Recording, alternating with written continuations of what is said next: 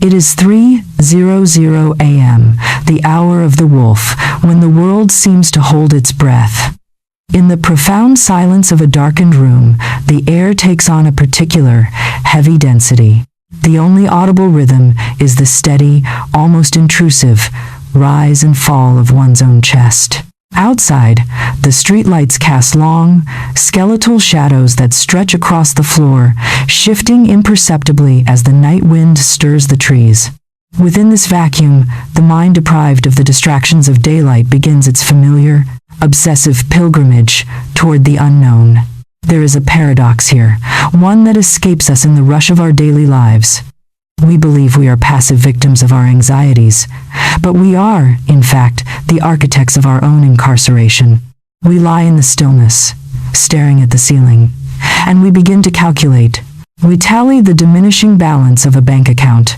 We replay a conversation from yesterday, a tone, a glance, a perceived slight, and we measure the heavy, quiet expanse of a life that feels simultaneously too large to navigate and too small to contain our ambitions. This is not a reaction to the world. The world is asleep. This is an invitation. By sitting in the dark and entertaining the possibility of ruin, one is issuing a command. We hold the misguided conviction that we are merely observing a reality we cannot alter, yet in the crucible of the night, the mind is not observing, it is constructing. It is laying the first stone of an invisible wall, a barrier forged from the expectation of absence.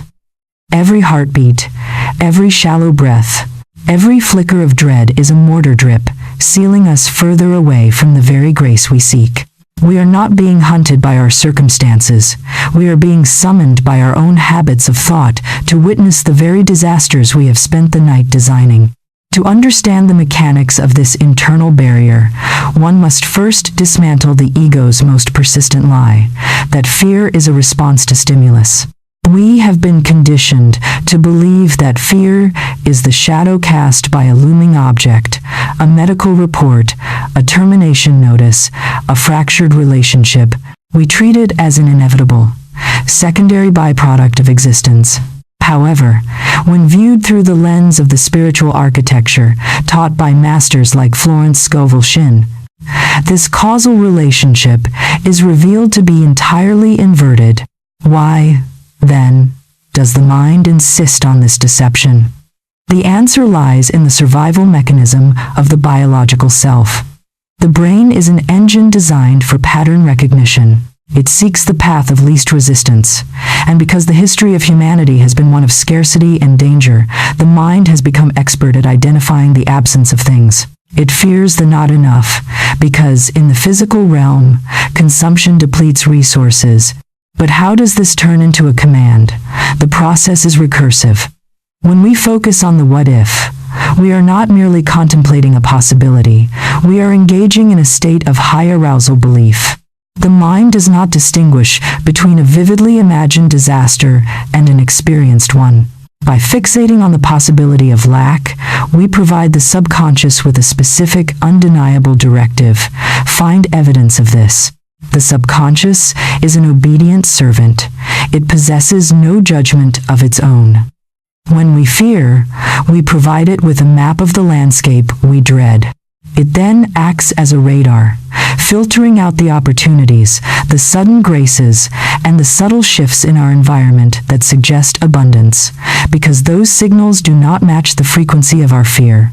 We are, quite literally, blinding ourselves to the solutions that exist in the present because we have ordered our perception to align with the failure of the future. The wall, therefore, is not an external obstacle. It is a psychological projection made manifest. We maintain it by our constant validation of the fear. We tell ourselves, I have every right to be worried, and in that validation, we provide the mortar. The why is simple. We crave the safety of certainty, even if that certainty is catastrophic. The how is equally profound. We interrupt our own receptivity. We are like radio receivers trying to tune into a symphony while manually forcing the dial to remain on static. To dismantle the wall, one must realize that the fear is not a truth, it is a signal.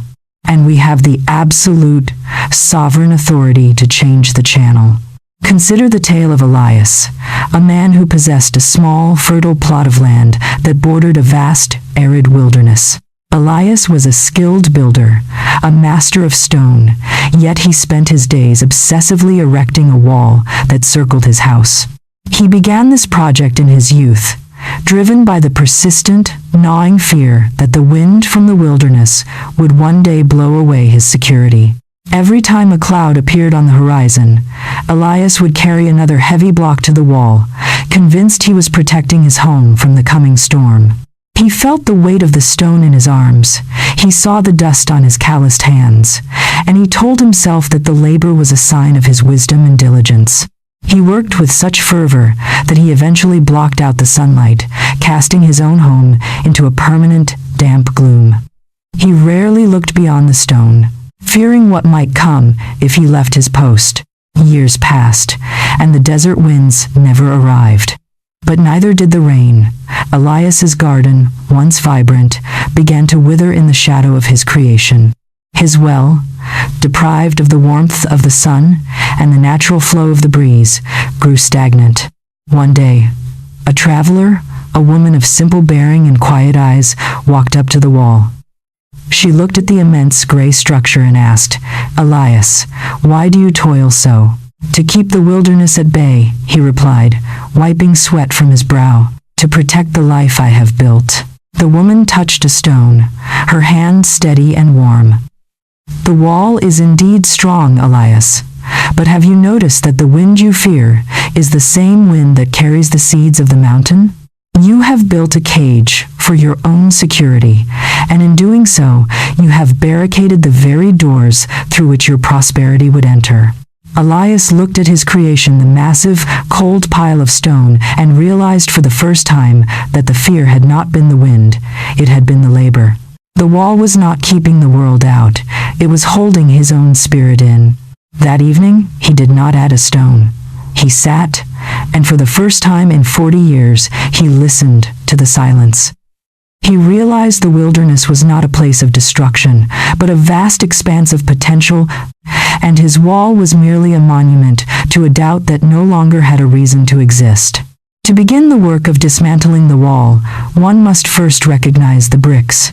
We are not asked to tear down the entire structure in a single heroic act of will, for such an attempt often triggers the very panic we seek to escape. Rather, we are invited to stop adding to it. Observe your own mind today. When you feel that tightening in your chest, that familiar pull toward calculation and dread, stop. Do not fight the fear, for to fight is to focus. To focus is to nourish. Instead, name it. Quietly whisper to yourself, "This is a fear thought. It is not a command. I do not have to obey it." By naming it, you strip the fear of its anonymity and its power. You turn it from an invisible, suffocating mist into a hollow object, a cardboard lion that can be walked right past. You are not being asked to fix your circumstances. You are being asked to release your desperate grip on them. You are being asked to reclaim your authority as the architect of your own consciousness. By refusing to let the fear dictate your narrative, you begin to clear the path. But what happens when the fear persists? What happens when the mind, so well trained in the art of the what if, demands to be heard again? In our next chapter, we shall explore the concept of inverted faith, the realization that your fear is not an absence of faith, but a deeply powerful, highly creative form of faith directed toward the wrong horizon. You are, at this very moment, a powerful creator. You have simply been creating the wrong thing. We shall learn how to turn that immense power around so that your deepest convictions move you toward your supply rather than away from it.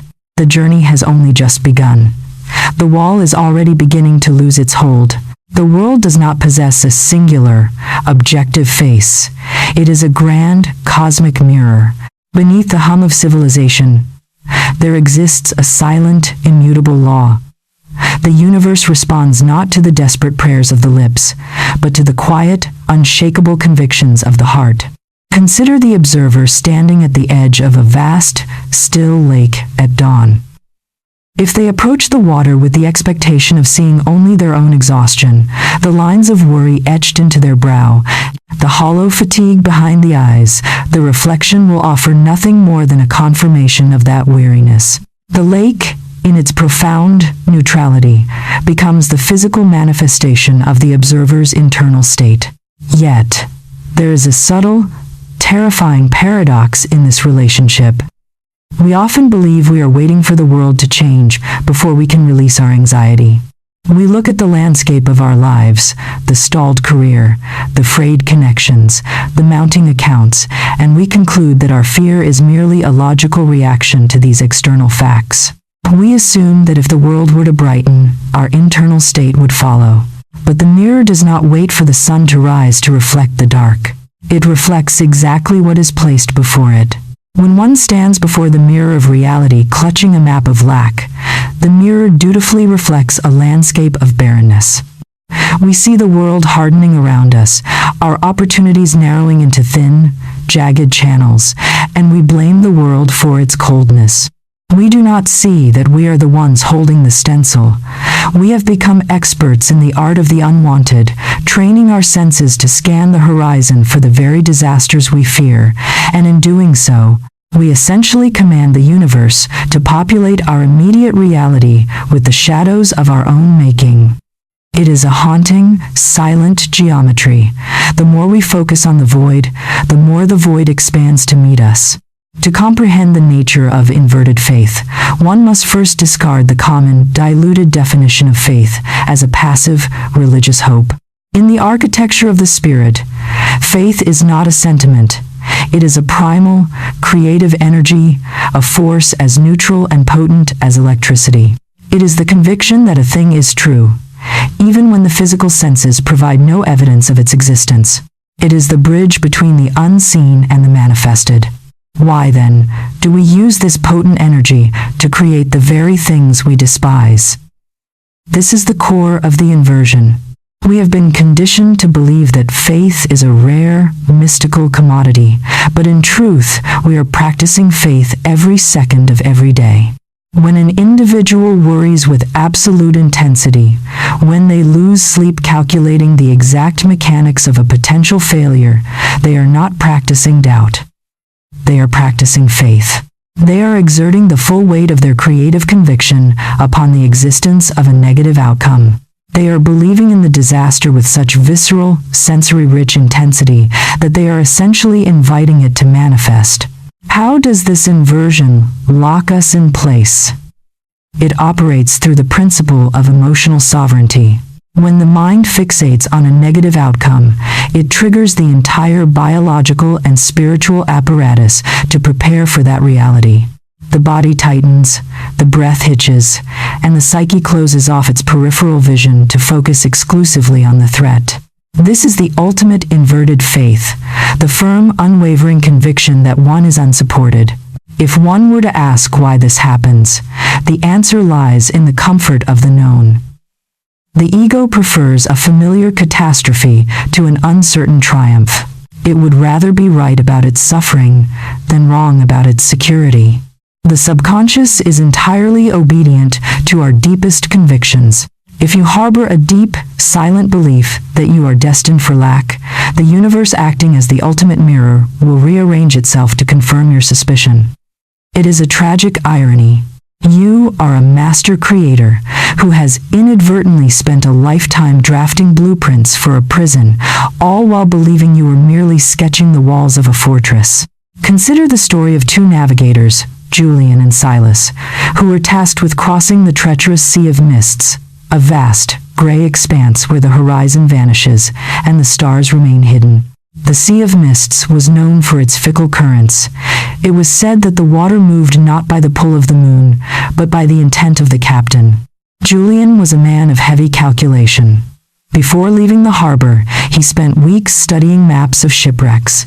He obsessed over the reports of jagged reefs and sudden whirlpools.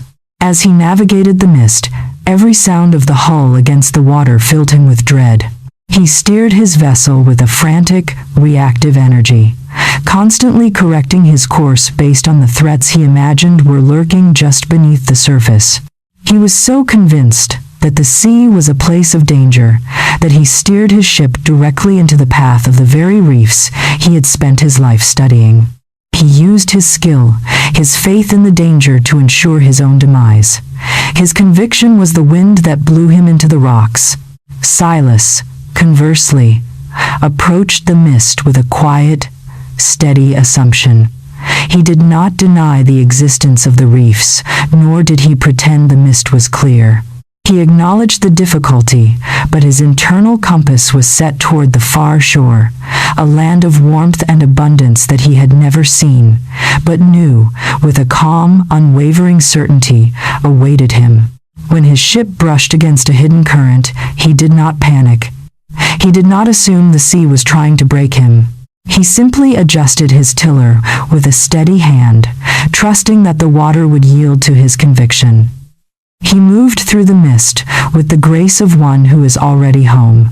When the mists finally parted, Julian's ship was splintered against the rocks of his own anxiety, while Silas's vessel sailed gracefully into the harbor.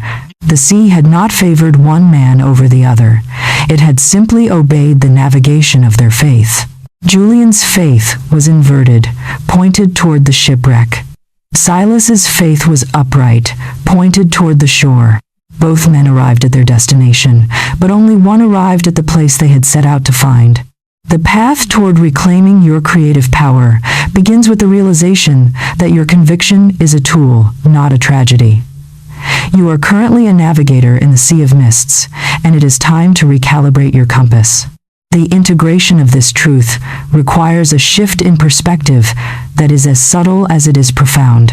You must stop viewing your thoughts as responses to the world and start viewing them as directives to the universe. Today, practice the conscious pivot. When you find your mind sinking into the familiar, cold calculations of what could go wrong, observe the energy you are pouring into that thought. Recognize that this energy is not worry, it is faith. It is your power. In that moment, refuse to abandon the power. Instead, turn it. Ask yourself, if I have the capacity to believe this intensely in a negative outcome, what would happen if I invested that same intensity in the possibility of my good? Take a breath, ground yourself in the present, and consciously shift your mental imagery. You do not need to force a reality that does not exist. You only need to align your conviction with the truth of your support. Say to yourself, I am shifting my faith. I am no longer navigating toward the reef. I am setting my course for the shore. Do this not with a shout, but with the quiet, authoritative steadying of a captain who knows his destination is inevitable. If you find that this shift resonates within you, if you are beginning to sense the immense power you have held in your hands all along, I invite you to subscribe to this journey. By joining this circle, you affirm your commitment to the path of the upright heart, ensuring you receive the next stages of our dismantling as we move deeper into the mechanics of sovereignty. As you begin to turn your faith toward the good, you may feel a strange, exhilarating instability. This is the sensation of the old command losing its grip. You are no longer being tossed by the waves of appearance. You are beginning to sense the current that runs beneath them. We have addressed the nature of the command and the inversion of the faith. But what of the resistance? What happens when the world pushes back, demanding that you return to your old, fearful habits? In our next chapter, we shall explore the theology of non-resistance, the art of standing still when the world insists you must run. The mist is thinning. The shore is waiting. The ocean of human experience is rarely a mirror of glass. It is a restless, shifting expanse of swells and troughs. Consider a ship caught in a turbulent passage. The captain stands on the bridge, his knuckles white against the mahogany wheel, watching the horizon. When the mail arrives, a letter bearing a heavy debt, a call detailing a complication, the ship tilts. It is a physical, jarring lurch. The crew panics, scrambling to shore up the hull, frantically pumping out the water that sloshes across the deck. If the mail brings a windfall, a sudden provision, an unexpected opportunity, the ship rises, and the crew cheers, intoxicated by the sudden ascent. The paradox of the human condition is found here. We have mistaken the ship for our own identity. We believe that we are the tilting deck. We believe that our emotional stability is tethered to the tide. When the wave is high, we feel prosperous. When the wave is low, we feel doomed. We treat the appearance of the external world as the ultimate authority, allowing our inner peace to be auctioned off to the highest bidder of circumstance. But look closely at the horizon. The waves are merely the surface. Far beneath the churning foam, the deep currents of the ocean move with an ancient, unchanging dignity, entirely indifferent to the storm above. To live in reaction is to live at the mercy of the weather. It is a life of exhaustion, a constant, frantic dance of up and down, of win and lose. We have become victims of the outside world because we have granted it the power to define our truth. We have forgotten that the ship exists to traverse the ocean, not to be broken by it. The true master does not fight the wave. He understands the depth of the water. To understand the theology of non-resistance, one must first dismantle the ego's most dangerous delusion. That resistance is strength. We are taught from infancy that to stand up for oneself means to fight, to push back, to harden the jaw, and to meet conflict with a force equal to or greater than its own. We assume that by resisting a difficulty, we are overcoming it. However, the spiritual truth is the inverse. What you resist, you strengthen. Why does the psyche cling to resistance? The why is found in the need for control. The ego believes that if it stops fighting, it will be erased. It views surrender not as a path to sovereignty, but as an invitation to chaos. It assumes that if we do not push back against the bills, the illness, or the loneliness, these forces will consume us. But how does this resistance actually manifest? It manifests as a rigid, brittle tension in the soul. When we resist an appearance, we are essentially saying to the universe, this is real, this is powerful, and it has the authority to hurt me. By focusing our life force upon the struggle, we animate it. We feed the problem with our very vitality. If you resist a wall, you are pressing your hands against it, pouring your energy into the stone, and thereby confirming the wall's solidity. The profound, radical truth, the core of the Florence Scovel Shinn philosophy, is the mantra, "None of these things move me." This is not an act of passivity or denial. It is, instead, the highest form of spiritual activity. It is a declaration of independence from the tyranny of appearances. To be moved is to allow the external world to alter your internal frequency. When you refuse to be moved, you are essentially standing in the center of the hurricane. You acknowledge the storm exists. You do not pretend the wind is not blowing, but you deny the storm the right to dictate your state of being.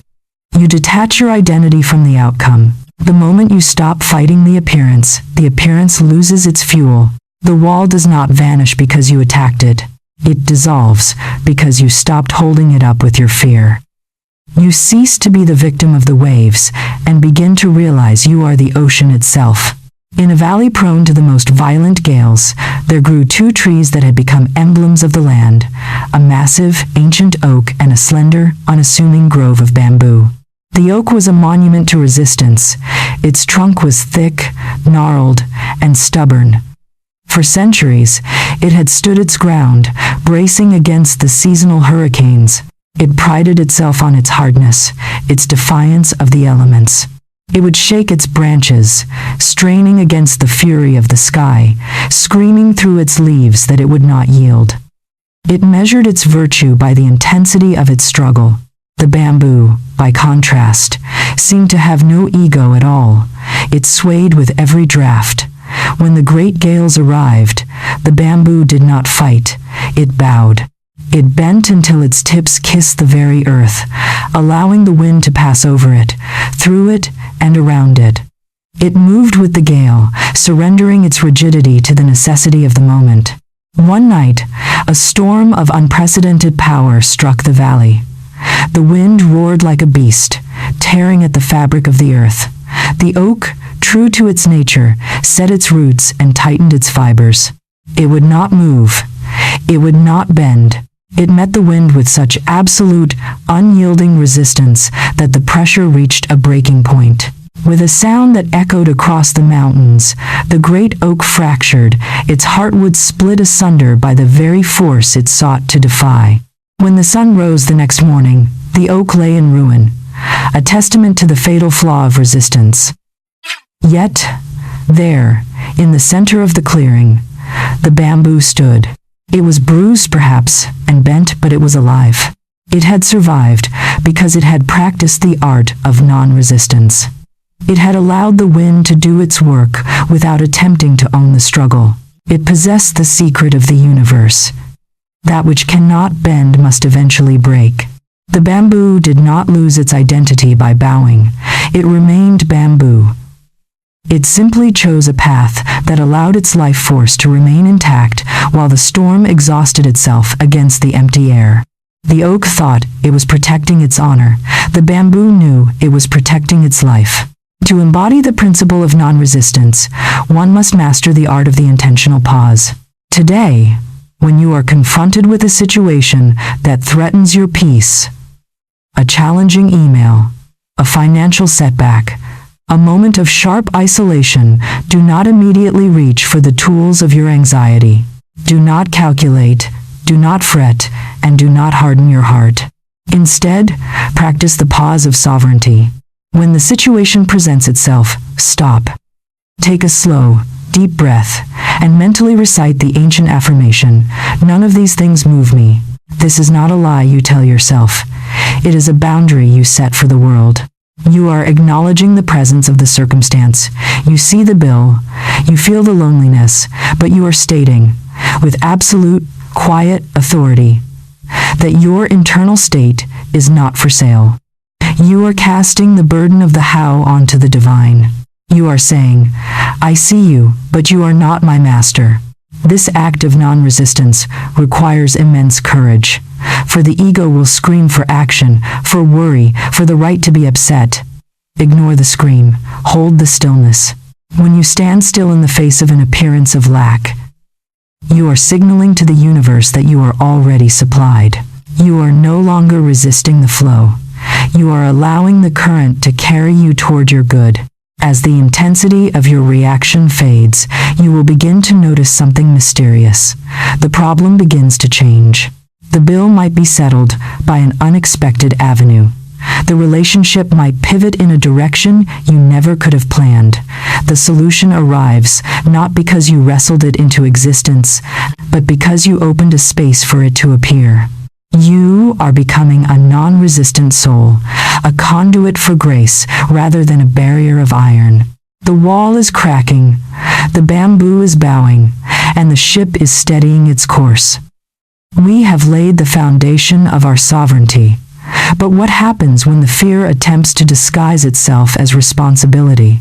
What happens when we look at our own resources and feel that old familiar sting of scarcity? In our next chapter, we shall walk into the scarcity ledger, the visceral, quiet work of stopping the calculation of our own lack and learning how to bless the little we have until it becomes the much we need. The path forward is open, and you are finally ready to walk it. The fluorescent lights of the market hum with a sterile, rhythmic indifference. It is a modern temple of supply, yet for many, it is a hall of mirrors reflecting only the specter of not enough. Consider the individual standing in the aisle, fingers tracing the edge of a price tag. There is a precise, familiar tightening in the chest, a somatic response to the perception of numbers. The mind, trained by decades of cautious survival, begins its grim, involuntary arithmetic. It subtracts the cost of the olive oil from the balance of the account, compares it against the coming week's obligations, and arrives at a conclusion of scarcity long before the register has even clicked shut. This is the scarcity ledger, the quiet, low-level hum of anxiety that accompanies the most mundane of human actions. It is a sensory trap. The scent of fresh produce, the vibrant colors of the packaging, and the cacophony of commerce are all filtered through the gray lens of a mind convinced of its own depletion. One feels a sense of guilt for selecting the better quality, a whisper of shame for the desire for comfort, and a lingering dread that every expenditure is a step closer to the precipice of ruin. Herein lies the paradox. The person standing in the aisle is surrounded by an abundance of goods, yet they are starving in the middle of a feast. They are not suffering from a lack of resources. They are suffering from a surplus of lack consciousness. They have become a clerk for a bank that exists only in their own psyche, meticulously recording their poverty, even when the cup is half full. The ledger is never balanced, because it is written in the ink of fear. To move beyond the scarcity ledger, one must understand the anatomy of this psychological conditioning. We have been raised in a world that equates survival with the hoarding of resources. We are told, implicitly and explicitly, that the world is a closed system, that if one person gains, another must lose. This is the bedrock of the scarcity mindset. Why does the mind cling to this ledger? It is the ego's attempt to maintain the illusion of control. By constantly calculating and projecting future deficits, the ego feels it is staying ahead of the disaster. If I anticipate the lack, the ego argues, I am prepared for it. How does this maintain the invisible wall? It does so by narrowing the focus of our awareness. When you are consumed by the ledger, you are essentially looking at the floor rather than the path. You are so preoccupied with the cost of the journey that you fail to notice the map, the companions, and the hidden abundance that is currently trying to reach you. The how of this process is truly insidious. When the mind is fixated on scarcity, it becomes incapable of intuitive navigation. You are literally unable to see the opportunity. Standing in front of you, the sudden insight, the random act of grace, or the fortuitous connection, because your attention is entirely locked into the frequency of not enough. You are not seeing the world as it is, you are seeing the world as your fear requires it to be. Furthermore, the ledger acts as a command to the subconscious to filter out success. If you believe your life is defined by a lack of resources, your mind will subconsciously sabotage your attempts to acquire them, because to succeed would be to contradict your core conviction. You become, in effect, a self-fulfilling prophecy of your own limitation. You fear the future, so you build a life that confirms the very disaster you spent your time calculating. You are not a victim of the economy. You are a victim of your own accounting. In a distant, arid province, there lived a man named Cale, who was known for his failing vineyards. While his neighbor's grapes hung heavy and sweet, Cale's vines were spindly, gray, and bitter. Cale was a man of the ledger. He would spend his mornings walking the rows, not to nourish the soil, but to count the withered leaves. He kept a tally of the rainfall, the heat-scorched patches, and the encroaching weeds.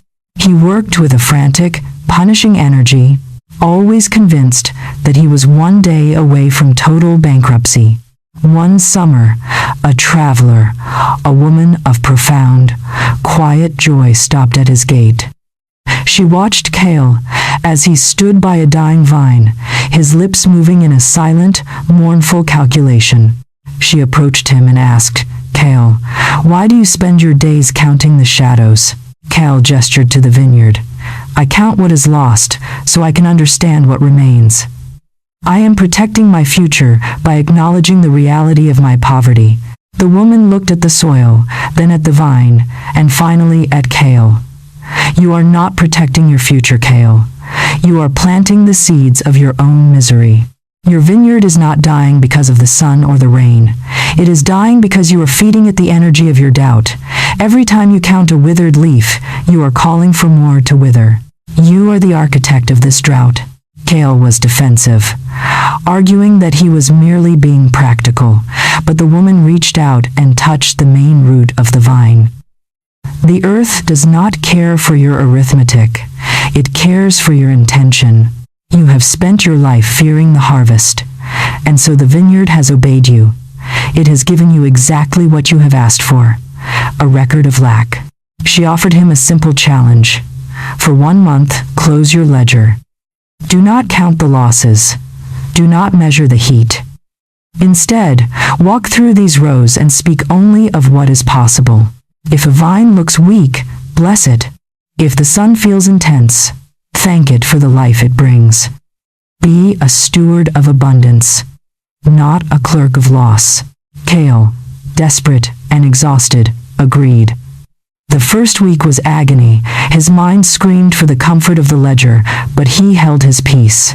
By the second week, he noticed that his own body felt lighter. By the third, he saw a change in the vines. Where he had once seen only decay, he began to see the resilience of the roots. He noticed water pockets he had previously overlooked. The vineyard didn't change overnight, but Cale did. And because Cale changed, the vineyard followed. By the season's end, the vines were lush, and the fruit was heavy with the sweetness of a man who had finally stopped counting the cost and started participating in the creation. To dismantle the scarcity ledger, you must take back your attention. You are not a clerk, you are a creator. The next time you find yourself calculating you're not enough, whether it be money, time, love, or health, pause. You are performing an act of negative creation. Today, practice the blessing of the resource. When you spend money, do not do so with a heavy heart, viewing it as a loss. Spend it with the consciousness of a seed planter.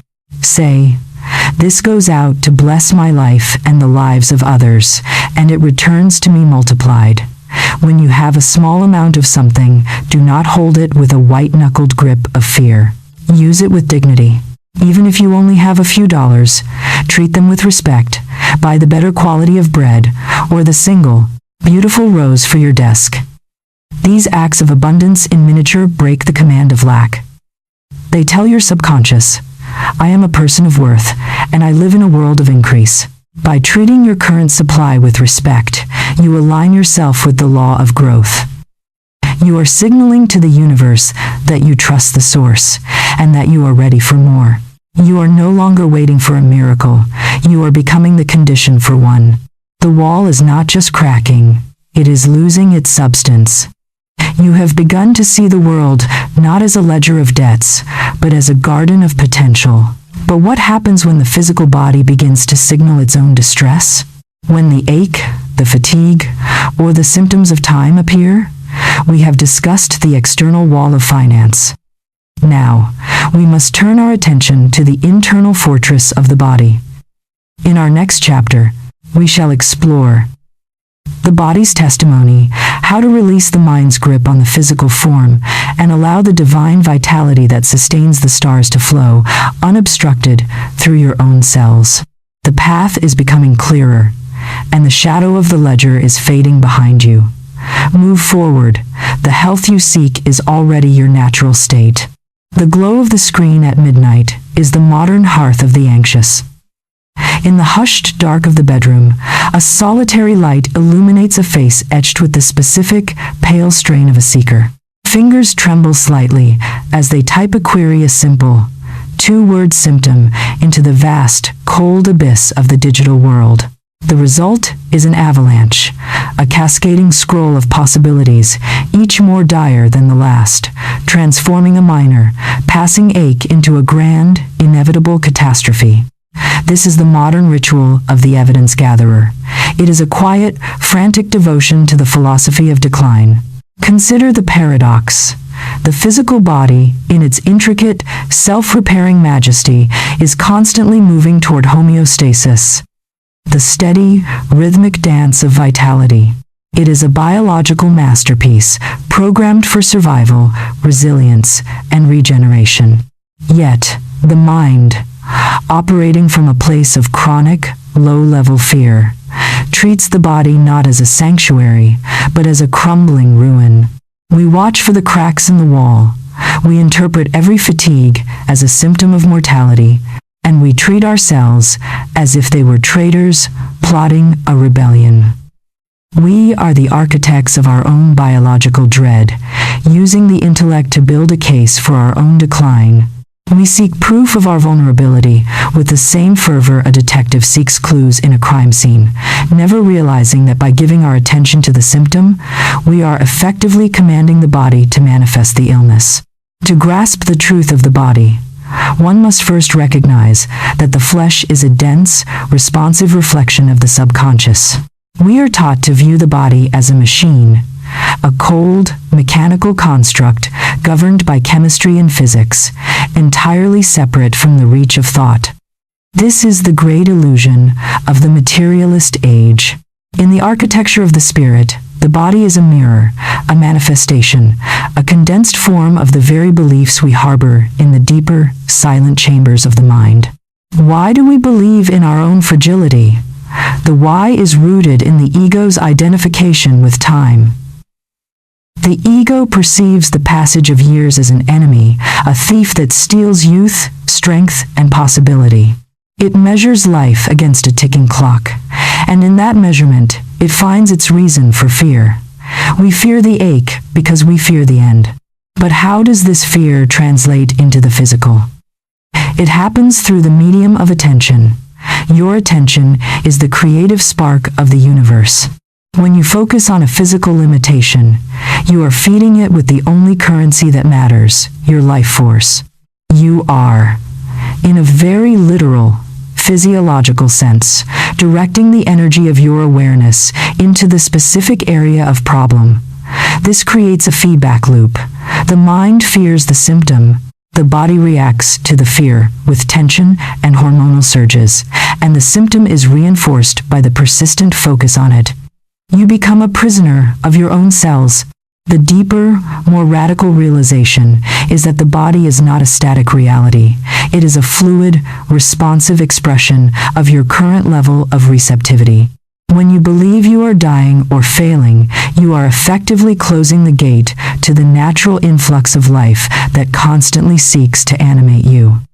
You are interrupting the natural flow of vitality. If you ask why the body feels heavy, the answer is not always illness. Often, the answer is the weight of the belief in illness. To heal, one must stop practicing the problem. One must stop the obsessive, inward-turning audit of the physical state.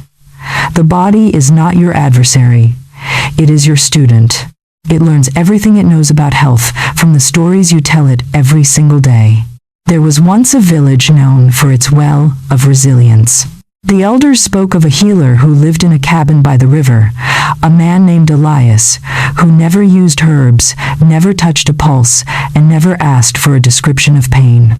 People came from miles away, their bodies bent under the weight of their own stories of decline. They came with lists of ailments, ready to plead their case to the healer, hoping he would validate their struggle. Elias would sit on his porch, listening to the river. When a person sat before him and began to list their symptoms, Elias would raise a hand, his eyes filled with a terrifying, gentle compassion. "I do not care what you feel," he would say softly. "The body is a river, and you have built a dam of words across it. You have described your pain so vividly that you have made it the only truth of your existence. You are not here to be healed. You are here to be reminded."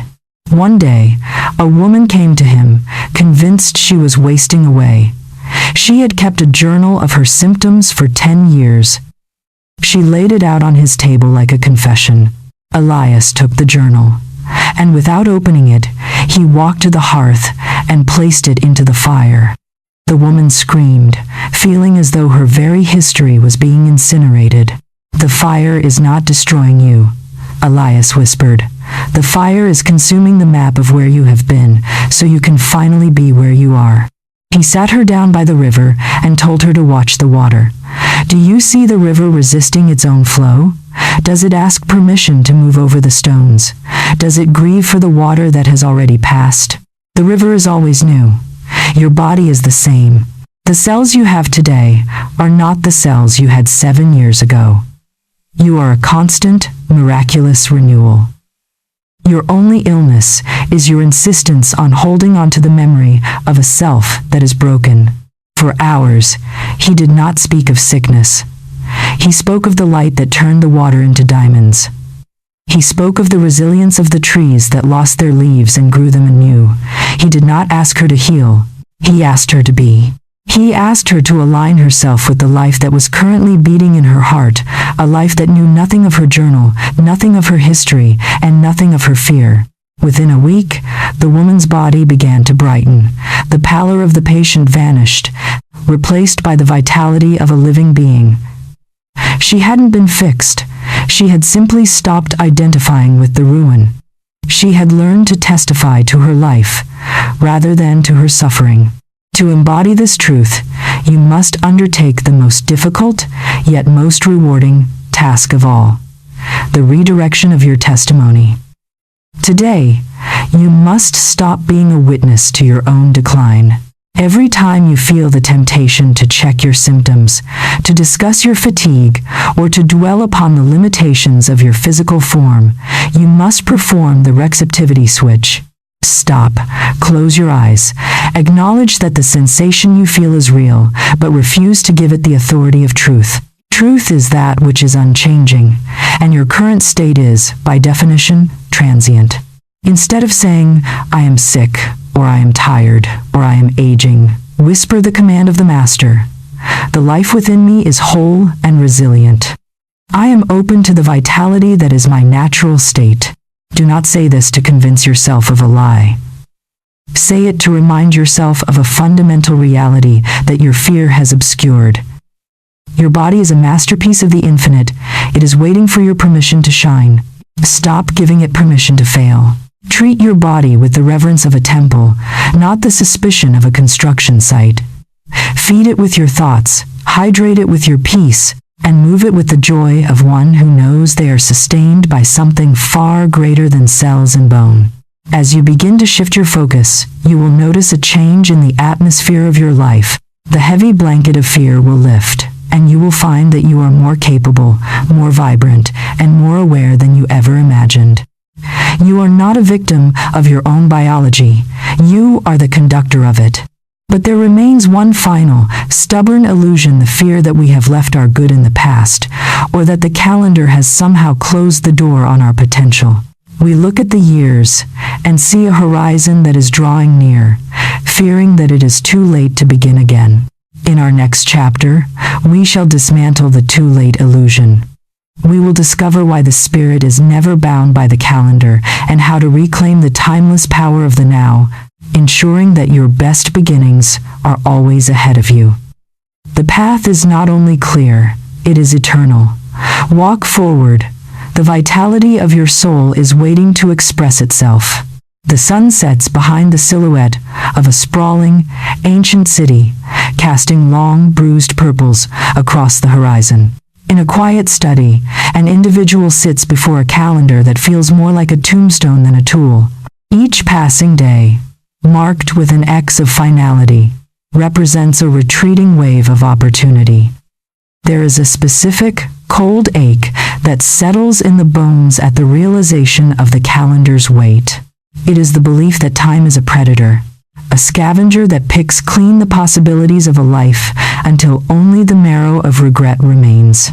This is the too late illusion, a quiet, pervasive paralysis that whispers that the seasons of greatness have passed, leaving only the winter of maintenance. It is a paradox of the human soul. We possess an infinite, eternal nature, yet we anchor our sense of worth to a linear, finite construct. We gaze at the years ahead and see not an open field of potential, but a narrowing corridor leading to a door that we believe has already been locked.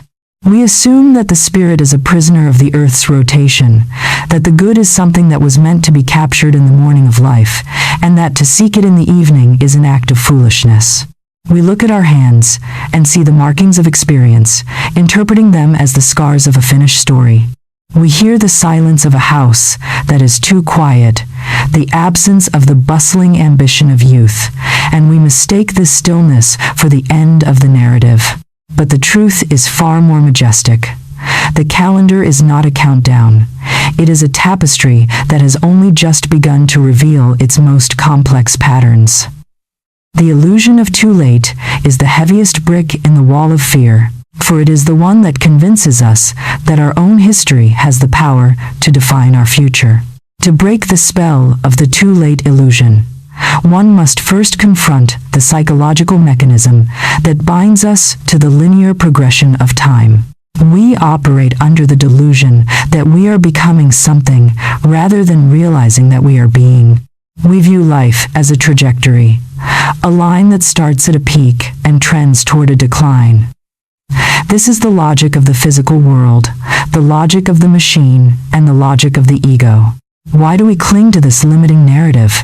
The why is found in the ego's desire for boundaries.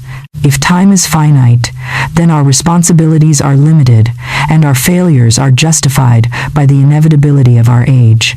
It is a convenient excuse.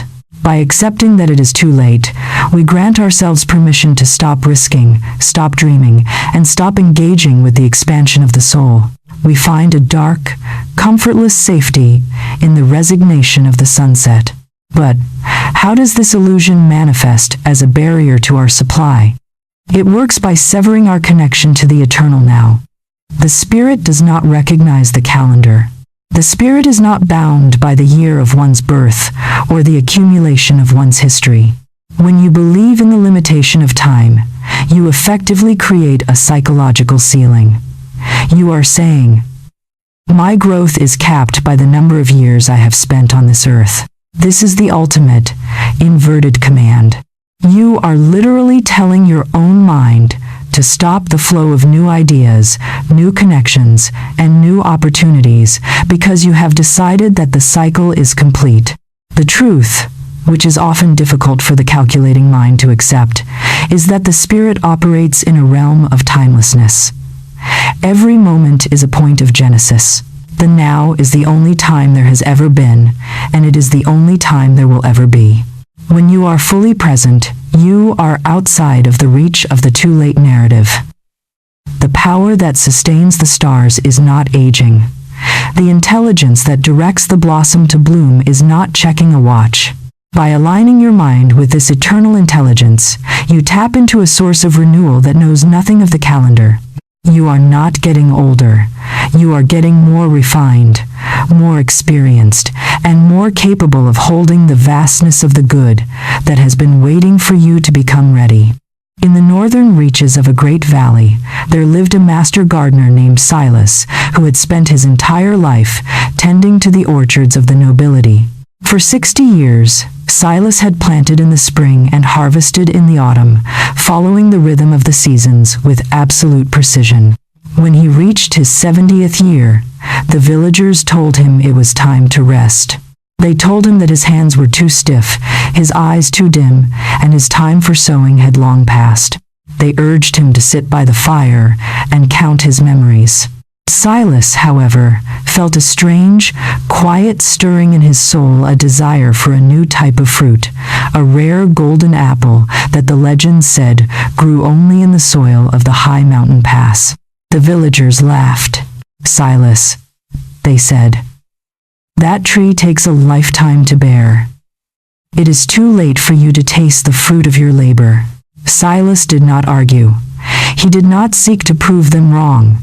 He simply climbed to the high pass with a pouch of seeds. He did not plant with the frantic ambition of the young, who looked to the harvest as a validation of their worth. He planted with the serene, patient joy of one who understands that the act of planting is its own reward. He did not count the years. He did not look at the calendar. He focused only on the soil, the water, and the sun, day after day. In the quiet solitude of the mountain, 10 years passed. Silas had become a man of quiet, radiant strength, his body leaner, his eyes sharper, his movements more efficient than they had been in his youth. He was no longer a gardener of the valley. He was a gardener of the eternal. One morning, as the first light touched the mountain pass, he looked up and saw that the trees were heavy, not with ordinary fruit, but with a golden glow that seemed to pulse with the very light of the dawn. The villagers, hearing of the wonder, climbed the mountain.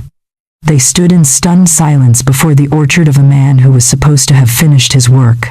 Silas stood among the trees, untouched by the shadows of their doubt. "You said it was too late," he whispered, gesturing to the bounty. But the trees did not know what year it was. They only knew how to grow, and I, finally, learned to grow with them. Silas had proven that the calendar is a map for the body, but it has no authority over the creative spirit. To embody this truth, you must perform the great reclaiming. Today, take the calendar off the wall of your heart. When the thought arises that you have missed your chance, that your best years are behind you, or that the door is closing, stop. This is the moment to invoke your sovereignty. Say to yourself, "I am not a product of the calendar. I am an expression of the eternal. My good is not bound by the past, and it is not limited by the years. I am open to the new, the unexpected, and the magnificent." Practice beginner's mind in your daily affairs. Approach one task today, even something as simple as making a meal or answering an email, as if you are doing it for the first time, with no history of how it should be or how it has always been. By intentionally breaking the routine of your own history, you disrupt the momentum of the too late narrative. You begin to signal to your subconscious that you are ready for the new. You do not need to do anything grand. You only need to be willing to start. The supply of new beginnings is inexhaustible, provided you remain receptive to it. When you stop looking back, you suddenly find yourself looking at a horizon that is wider than you ever dreamed. The illusion is falling away. You are beginning to walk with the ease of one who knows that the now is the gateway to all things. But if the too late illusion is the wall of the past, what of the wall of the future? What of the fear that we are unprepared for what is to come? In our next chapter, we enter the alchemy of preparation. We will discover how to prepare for the good that has not yet manifested, and how to use the power of the imagination to build the reality you desire before the world even knows it is coming. The orchard is blooming. Are you ready to harvest the new? Picture, if you will, a sun-drenched room in a modest apartment. It is currently bare, save for a single, ornate, velvet-cushioned chair placed in the center, and perhaps a stack of books gathering dust in the corner. An individual enters this space. They are not carrying furniture, nor are they bringing the physical manifestations of their desires. Instead, they carry a pair of exquisite, flowing curtains, their fabric shimmering with the promise of a color that matches the morning sky. They move to the windows and begin the careful, deliberate work of hanging them. There is a profound, almost startling paradox in this action.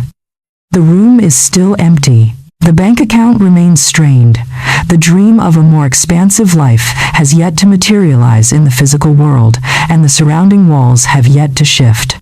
Yet, the individual moves with the quiet, unhurried grace of one who is decorating a space that is already a reality. They do not hang these curtains to pretend they have a beautiful home. They hang them as an act of spiritual architecture. To the observer of the material world, this is an absurdity, a performance for an audience of none. But to the enlightened soul, it is the highest form of alchemy. It is the act of aligning the outer world with an internal conviction that has already been spoken into the divine mind. We are so conditioned to wait for the evidence before we prepare for the reality, yet this is the reverse of the universal law. We wait for the money, then we prepare the life. We wait for the love, then we prepare the heart. But the law demands a pivot. One must first prepare the space for the guest, and then the guest will surely arrive. The empty room is not a void to be mourned. It is a blank canvas awaiting the master's stroke. To understand the alchemy of preparation, one must strip away the ego's insistence on seeing to believe. The mind is a slave to the senses.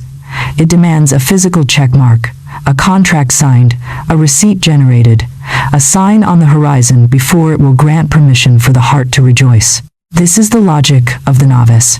The master understands that the physical world is merely the echo of the spiritual intent. Why must we prepare for that which we cannot yet see? The why is rooted in the principle of receptivity. The universe does not withhold, it mirrors. If you are not prepared to receive, you are effectively signaling that you are not expecting to arrive. If you claim to desire a new, expansive life, but your current environment is cluttered with the wreckage of your past, with old resentments, broken belongings, and the stagnant energy of making, do you have nowhere to put the new? The universe, in its wisdom, respects your current setup. It assumes that you are satisfied with what you have, because that is what you are holding on to with such desperate, fearful intensity. But how does the act of preparation trigger the manifestation? It operates through the bridge of acting as if. This is not a lie, nor is it a delusion. It is a state of active, expectant faith. When you prepare for your good, you are performing a sacred task. You are convincing your own subconscious that the new reality is already a fact. When you clear a drawer, when you buy the journal for the work you intend to do, when you dress as if you are meeting the life you seek rather than the life you are currently enduring, you are overriding the old command. You are telling the law of mind, I have already factored this into my existence. The moment you make room, the vacuum is filled. Nature abhors a vacuum, but the spirit loves a cleared space. The alchemy lies in the fact that your preparation is the signal. You are not doing the work to bring the thing. You are preparing the vessel to hold it. And once the vessel is ready, the divine supply, which has been waiting for an opening, rushes in with the force of a river returning to its course. In a bustling city of merchants, there lived a woman named Elena, a weaver of humble origins. Elena had spent her life weaving coarse, gray wool for the soldiers' tunics. It was work that sustained her, but it did not satisfy her. She harbored a secret, burning vision. She dreamed of weaving the cloth of the sun, a legendary fabric that shimmered with gold and violet, said to be worn only by those who held the wisdom of the future. The merchants laughed at her. You have no gold, Elena, they would say. You have only the gray wool. Why do you waste your days cleaning your loom of its dust? Why do you sharpen your needles for threads you will never possess? Elena did not answer. She simply went home, day after day, and cleaned her loom. She polished the wood until it glowed. She organized her workspace with the precision of a master, making room for the finer, lighter silks that she did not yet have. She prepared the tension of the strings as if the golden thread were already waiting in her basket. She was creating a space for the impossible. One evening, a stranger arrived at her door. He was a traveler from the far reaches of the east, his robe stained with the dust of 1,000 miles. In his hands, he carried a heavy parcel. I have heard of a weaver in this city, he said, who keeps her loom in such a state of readiness that the gods themselves would envy it. I have been searching for a master who is worthy of this gift, the silk of the Golden Mountain. He opened the parcel. It was the very thread Elena had dreamed of, the fine, shimmering filaments of the sun. He did not give it to the other weavers, for their looms were cluttered with the gray wool of their past, their tools were dull, and their workspaces were filled with the debris of their doubt. They had no room for the golden thread. Elena, however, had spent months preparing for this exact moment. Her loom was clean, her space was cleared, and her heart was set to the frequency of the silk. She did not need to scramble to make room for the gift. The room was already there. She wove the cloth of the sun that very night, and the legend of the weaver became the legend of the city. She had not waited for the thread to appear. She had prepared for the thread, and in doing so, she became the only one in the kingdom who could receive it. To begin your own alchemy, you must become a seeker of space. Today, perform an act of symbolic readiness. Identify one area of your life where you have been holding back, waiting for the evidence to arrive before you allow yourself to prepare. Perhaps it is your desk, where you have been waiting for the big project to begin clearing it. Perhaps it is your wardrobe, where you have been waiting for the new life to arrive before discarding the garments that represent your old, limited self. Perhaps it is a space in your schedule, where you have been filling every hour with the busyness of survival rather than the focus of purpose. Take one small, tangible step toward your good. Clear the counter. Buy the pen for the book you intend to write. Purchase the flowers for the table where you intend to host the life you desire. Do not do this with a sense of desperation, hoping that the act will force the universe to give you what you want. Do it with the quiet, joyful confidence of one who knows that the manifestation is already on its way. You are merely performing your part of the dance. You are signaling to the divine, I am ready. The space is clear. I have made the room, and I am waiting for the gift to take its place. You are beginning to live from the perspective of the future, rather than the memory of the past. The wall of fear is not just thinning, it is being replaced by the architecture of your own intent. But even as we prepare, the ego will attempt to convince us that our efforts are too small, or that the how is too complex to be solved by such simple acts. In our next chapter, we shall walk through the four-step, dismantling the precise, systematic method of naming, casting, substituting, and acting that Florence Scovel Shinn taught to those who were ready to be free. The loom is clean, the silk is coming, and you are finally beginning to weave your own story. Imagine, if you will, a vast, ancient cathedral of the mind. For years, you have walked its aisles with your head bowed, terrified of the shadows that loom against the stained glass. These shadows take the form of lions, massive, snarling beasts that pace the periphery of your consciousness. They represent the what-ifs, the terrifying specters of financial ruin, the cold whispers of terminal illness, and the encroaching silence of a life unlived. You have spent your entire existence treating these lions as apex predators, walking on tiptoe, speaking only in whispers, and offering up your peace as a daily sacrifice to keep them at bay. But here is the paradox that changes everything. The cathedral is your own creation. The lions are made of nothing more than memory and imagination, woven together by the threads of inverted faith. They are, in the ultimate sense, hollow. From a distance, they appear solid, cast in the iron of absolute certainty. But if you were to walk directly up to one, look it in the eye, and press your hand against its chest, you would find no heartbeat. There is no muscle, no bone, and no breath. They are cardboard monsters, painted with the pigments of your own fear. The terror they inspire is real, but the lions themselves are phantom. You have lived behind the wall of your own making, convinced that these lions were your jailers, never realizing that the gate has been unlocked all along. The dismantling is not a battle. It is an investigation. It is the courageous act of walking toward the shadow, to discover that there is nothing there but the empty air of your own discarded beliefs. To dismantle the wall is to stop fearing the cardboard, and to reclaim the cathedral as your own. To dismantle the wall, one must employ a precise, systematic methodology. It is not enough to simply wish the fear away. The mind requires a path, a sequence of logical, spiritual movements that align the conscious will with the divine order.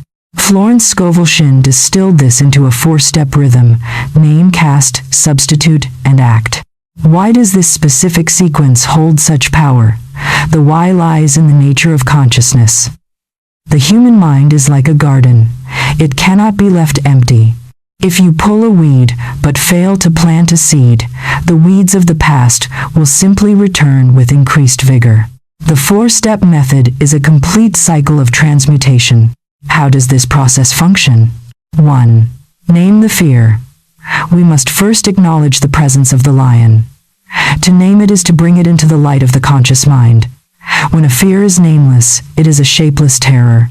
Once named, I am afraid of this debt, or I am afraid of this diagnosis, it becomes a singular, observable object. You cease to be afraid in a general sense. You become an observer of a specific thought. You are no longer the fear. You are the one observing it. 2. Cast the burden. This is the most crucial and often the most misunderstood phase. To cast is to relinquish the role of the master planner. Most of us believe we must carry the burden of the how. We think we must obsess over the resolution of the problem. But the divine within is a more capable architect than the ego. By casting the burden, declaring in the quiet of the heart, I cast this burden upon the divine, for I am not in charge of the results. Only the now, you are effectively passing the weight from your own shoulders to the infinite. You are not abandoning responsibility. You are exercising the highest form of spiritual trust. 3. Substitute with truth. Once the space is cleared of the fear thought and the burden is released, the vessel must be filled. If you leave the space vacant, the ego will rush in to reclaim its territory. You must substitute the fear thought with a truth command. This is a grounded, positive affirmation, a statement of being that aligns with the reality of your support. You say, my supply is infinite, or the divine life is expressing through my body now. You are not lying. You are reminding yourself of the reality that exists behind the appearance. 4. Take one small, orderly action. Finally, the spirit must be anchored in the physical world. A thought without an action is merely a dream. An action without a thought is merely a habit. By taking one small, orderly action, clearing a desk, making a call, organizing a drawer, you are telling your nervous system that you are in a state of readiness. You are no longer hiding in the shadows. You are preparing the stage for the good that is coming.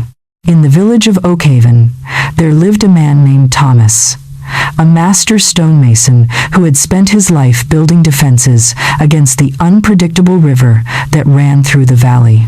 Oakhaven was prone to floods, and every year Thomas would obsessively reinforce the embankments, his hands raw from the heavy, wet stones. He was a man defined by his burden. He believed that if he stopped carrying the stones, the village would wash away. One year, an elderly traveler visited the village. He sat by the river, watching Thomas struggle with a massive, jagged rock. The traveler did not offer to help.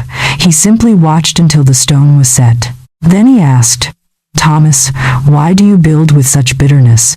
To keep the water out, Thomas replied, his voice strained. If I do not build, the river wins. You name the river your enemy, the traveler said, so the river behaves like an enemy. You carry the burden of the entire valley on your back, so your body behaves like a broken man. You substitute nothing for your fear but more stone, so you find yourself buried in a wall, and you take no action but the act of exhaustion. The traveler invited Thomas to try a different way. When the river rises, he said, do not reach for the stone. First, look at the water and say, I see the flood, but I am not its servant. Then, cast your worry into the current. Say, I leave this situation to the wisdom of the earth. Then, fill your heart with the truth that the valley has been here for 1,000 years and will remain. Finally, instead of piling rocks, go and clear the drains that are already there, so the water may flow freely. Thomas was skeptical, but when the rains came, he followed the rhythm. For the first time, he did not run to the riverbank with a stone. He stood on his porch, named his fear, cast it aside, claimed the truth of the village's resilience, and went to his shop to organize his tools, a small, orderly action that calmed his mind. He waited. The river rose, but because he had not resisted it with his panic, he noticed something the others had missed. The water was not trying to destroy the village, it was merely finding its natural channel. By not fighting it, he saw where the debris was blocking the path. He cleared a few branches, and the river flowed harmlessly into the fields. The village was saved, not by the weight of his stones, but by the lightness of his understanding. The dismantling of your own wall begins today. It is not a task for tomorrow is an illusion of the ego. It is a task for the now. When you feel the familiar tightening in your chest, the signal that the lion is pacing you must immediately begin the rhythm. Stop. Name the fear. It is not a monster. It is a thought. Cast the burden. Imagine the situation you are facing as a heavy stone you are carrying. Visualize yourself gently setting it down on the ground, leaving it there for the divine to handle. Substitute it with the truth. Speak your affirmation aloud, grounding yourself in the reality of your support. Then, do the one small thing. Clean the kitchen counter, file the paper, walk to the mailbox. Let the act be a bridge between your intention and your reality. If you find that this simple yet profound method speaks to your soul, take a moment to like this video and subscribe to our collective journey. Your engagement is not just a digital gesture. It is an act of declaring to the universe that you are a participant in your own awakening. This method is the master key, but it must be used with compassion. You will have days where the fear returns, where the lion seems to roar as loud as ever. When this happens, do not judge yourself.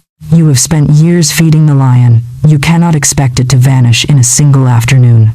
Be gentle with your own process. The practice is not about never feeling fear. It is about no longer being moved by it.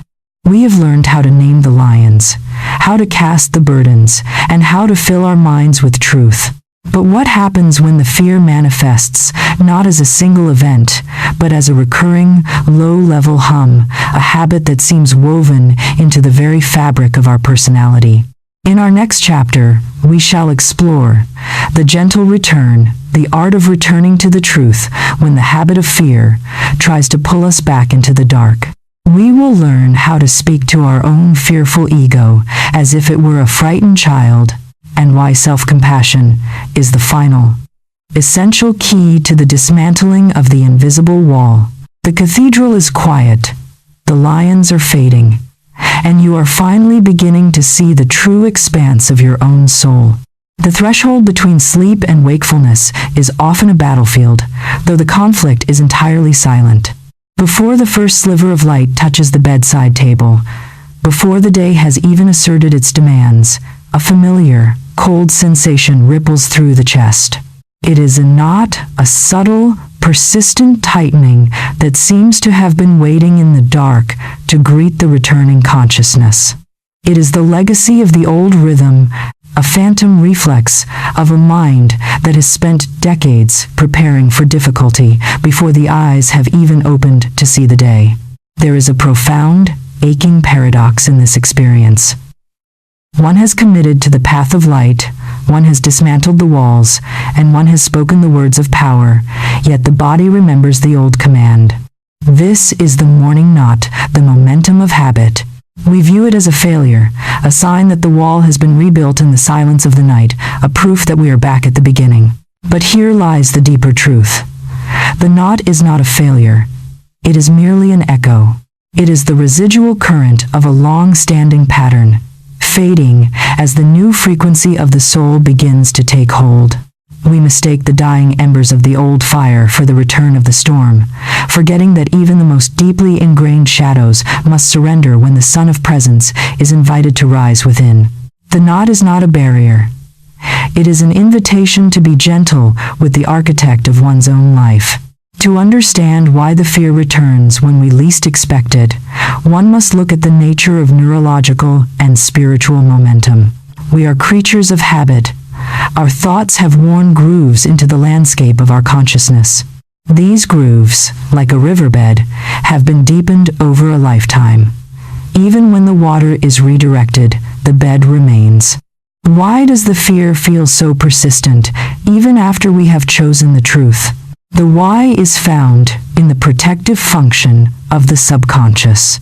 It does not know the difference between a good habit and a safe habit. It interprets the familiar, even the familiar misery of anxiety, as home. When we attempt to shift our internal landscape, the subconscious initiates a self-correction, pulling us back toward the known. It is not working against you. It is trying to maintain the integrity of its own design. How does this manifest as a cycle of return? It happens through the process of unconscious tracking. Your mind continues to monitor the old threats in the background, even as you consciously focus on the light. The knot is the somatic expression of this background monitoring. We believe that spiritual living is a destination, that one day we will wake up and never feel fear again. This is the ultimate error of the seeker. The reality is that spiritual living is not the absence of the old, but the mastery of the return. The recursive truth is this: the moment the fear returns, you are given a supreme opportunity. If you judge yourself for the return, you add a layer of guilt to the fear, thereby deepening the wall. If, however, you treat the return as a moment for compassion, you break the momentum entirely. You cease to be the patient who is failing and become the guide who is comforting a frightened part of yourself. The fear is not a sign that you have failed. It is a sign that you have reached a deeper layer of the ego. And now, it is time to offer that layer the light. By refusing to blame yourself, you remove the fuel from the fire. You demonstrate that you are no longer a victim of your own history. You are the sovereign ruler of your own healing. To embody the gentle return today, you must adopt the mantle of the healer in your own house. The next time you wake up with the morning knot, or feel the sudden, cold grip of anxiety in the middle of a mundane task, do not treat it as an enemy. Treat it as the wounded wolf. Stop. Breathe. Place a hand over the area where you feel the tension. Do not tell it to go away. Do not judge it as a failure. Instead, speak to it with the tenderness of a parent to a child who has had a nightmare. Say, "I see that you are trying to protect me. I see that you are scared. Thank you for trying to keep me safe, but I am in charge now. I am supported. We are choosing a different way." This is the alchemy of self-compassion. It breaks the cycle of judgment that feeds the fear. By becoming a safe place for your own fearful ego to land, you effectively dissolve the need for the fear to exist. You are not fighting the lion. You are welcoming the wolf, and in doing so, you are neutralizing the threat. This is the highest form of spiritual maturity. You are no longer trying to be perfect. You are being present. As you practice this, you will find that the returns become shorter, the knots become looser, and the stillness beneath them becomes deeper. You are no longer a person who is trying to stop feeling. You are a master of the return. But what of the path itself? What does it look like to live fully from this place of sovereignty, where the wall has been dismantled and the clear path is finally revealed? In our next and final chapter, we shall traverse the clear path. The realization that the good was never held back by the universe, but was merely waiting for your receptivity to align. We will take the final breath, declare our freedom, and walk into the life that has been waiting for us all along.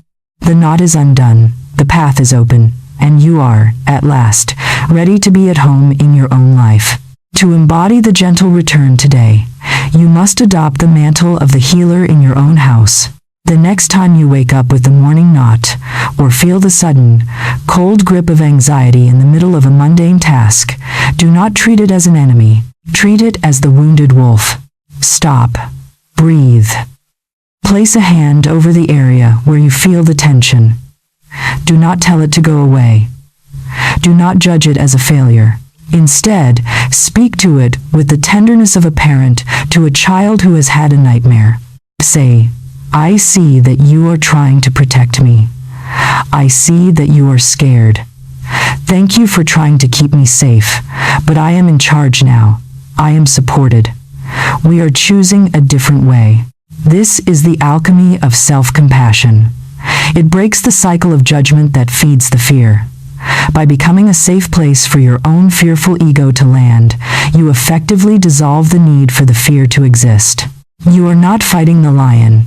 You are welcoming the wolf, and in doing so, you are neutralizing the threat. This is the highest form of spiritual maturity. You are no longer trying to be perfect. You are being present.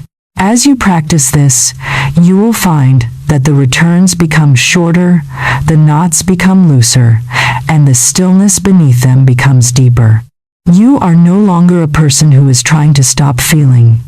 You are a master of the return. But what of the path itself? What does it look like to live fully from this place of sovereignty, where the wall has been dismantled and the clear path is finally revealed? In our next and final chapter, we shall traverse the clear path, the realization that the good was never held back by the universe, but was merely waiting for your receptivity to align. We will take the final breath, declare our freedom, and walk into the life that has been waiting for us all along. The knot is undone, the path is open, and you are, at last, ready to be at home in your own life. The horizon is no longer a jagged line of impossible heights. As the final vestiges of the invisible wall dissolve, the landscape of one's existence undergoes a profound transformation. The air, once thick with the humidity of doubt, is now sharp, clear, and vibrant. Standing at the threshold, the observer looks out upon a world that seems to have been hiding in plain sight. Where there was once a stone barrier, there is now an unobstructed expanse, a path that curves gently into the golden light of an unfolding future. There is a powerful paradox in this final awakening. The path was never constructed by the traveler's feet, nor was it paved by the acquisition of more resources. It was simply revealed when the eyes finally stopped straining to see the limitations. The path had been beneath the feet since the very first day. It was the obsession with the wall that made it invisible. To stand here now, in the quiet clarity of the morning, is to realize that the good was never withheld. It was never locked in a vault, nor was it guarded by a gatekeeper. It was merely waiting for a heart that was steady enough to receive it, and a mind that was still enough to notice it. The stillness is the final master, and the journey has, in truth, only just reached its beginning. To understand the nature of the clear path, one must undergo a final, radical shift in perspective. We have spent the duration of this journey dismantling the structures of fear, the ledgers of lack, and the illusions of time. But what remains when the scaffolding is removed? Why does the clear path appear only when the struggle ceases? The why is found in the nature of divine order. The universe is a system of perfect, inherent alignment. It does not require our help to organize our lives. It requires our receptivity. The struggle was not the means of our growth. The struggle was the resistance to our own grace. By fighting, we were actively disrupting the natural unfolding of our own potential. How does this reality function as a daily experience? It functions through the sovereignty of the soul. To walk the clear path is to adopt a state of permanent, unshakable conviction. It is the realization that you are the primary authority in your life. You are not a guest in a hostile universe. You are the expression of the universe itself. The recursive truth is this: if the path is clear, then there is no longer a problem to be solved. There is only the next step to be taken. Most of us live our lives as if we are trying to solve a puzzle that has no solution. We are trapped in a loop of trying to fix the future so that we might finally be safe in the present. The clear path ends this loop. It replaces the fixer with the witness. You stop attempting to force the circumstances and start acknowledging the wisdom that is already inherent in your life. You recognize that the unexpected provision, the sudden clarity, and the right person appearing at the right time are not coincidences. They are the natural movements of a life aligned with its own source. You have stopped trying to get your good, and you have started realizing that you are the ground upon which your good is constantly manifesting. In the center of a drought-stricken empire, there stood a stone well that had been dry for a century. The citizens, desperate for water, had spent generations digging tunnels, building complex irrigation systems, and petitioning the heavens with pleas of agony. They were experts in the art of the search.